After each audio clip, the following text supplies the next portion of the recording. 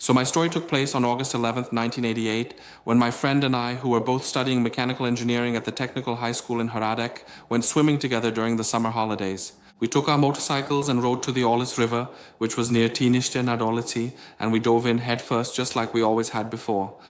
And that day, something unusual happened.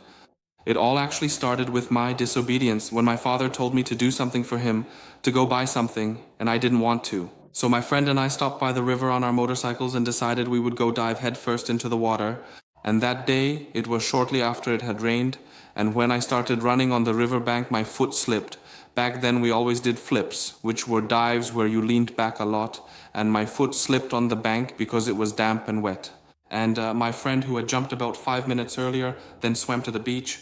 He fell asleep there, and just a moment after I jumped, since I had already lost control of my body during the dive, I couldn't keep control over it.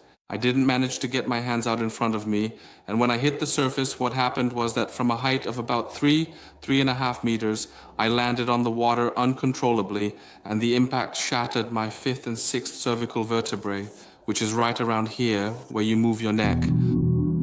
A second later, I suddenly realized that I was completely paralyzed and couldn't move anything at all, my arms, my legs, or even my head. My whole body was totally and completely paralyzed, and it was a situation from which there was no way out. I couldn't move anything, I couldn't change the situation, and I suddenly knew that I would have to take a breath, but I couldn't breathe in air because I was underwater. And I was thinking about the moment when the end would come, when death would arrive, and at that moment I was very afraid. I was mostly afraid that I would die and that I didn't know what comes after. I had never known anything about death before. I had never heard anything about death, nor about Christianity, nor about spiritual matters. At home, in my surroundings, or at school in 1988, we simply never talked about anything like that. And suddenly the moment of death was a very strange thing. I thought it would be something like there would be a click, like a light switch, click, it's dark, click, it's light. And something very much like that actually happened in reality. But it was a kind of sudden click, a single, profound moment in time, and I can describe that specific moment of death in this way. I suddenly looked back and saw my physical body lying there at the very bottom of the river, just as it is, just as I am sitting here in front of you right now. But at the same time, the way I felt at that exact moment as my true self, Jan Bostik, my identity was right here. But my body was lying way down there. And that was the definitive moment of death, the very second when my soul finally separated from my physical body. Then what followed was that I started thinking about what had happened. I didn't know where I was. I don't know why it happened. The only thing I perceived was that I was still myself. I just didn't know where I was. And suddenly, without me wanting it, my body was pulled through a narrow, dark space, at the end of which I found myself in a place illuminated by a pink-yellow light.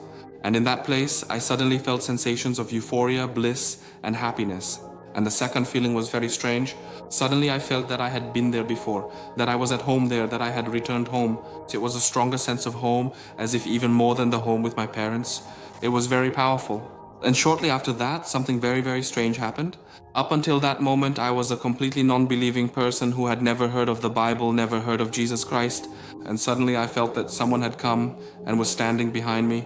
So I slowly turned around, and there behind me stood a magnificent figure bathed in a brilliant, radiant light. And then something truly very, very miraculous happened. In the very instant I looked at that blinding light, I immediately knew deep within my soul that the light was Jesus Christ. Even though I had absolutely no background, no prior information, and no personal experience, absolutely nothing at all to go on, I instantly and certainly knew that it was Jesus Christ. Suddenly, several very intimate scenes with Jesus Christ began to unfold, where he took me to himself and embraced me. All at once I felt that I was no longer drowning in water, but rather drowning in the feeling of his love, with which he surrounded me. It was very powerful, very, very intimate, and suddenly I felt that he knew me by name, but he also knew my whole life. And I didn't know him. I had no idea who he was, but it was a very pleasant encounter. And before he left, he actually asked me a question, something like, what do I want to say about my life? How do I want to defend it? And it was a simple question, but something very strange happened.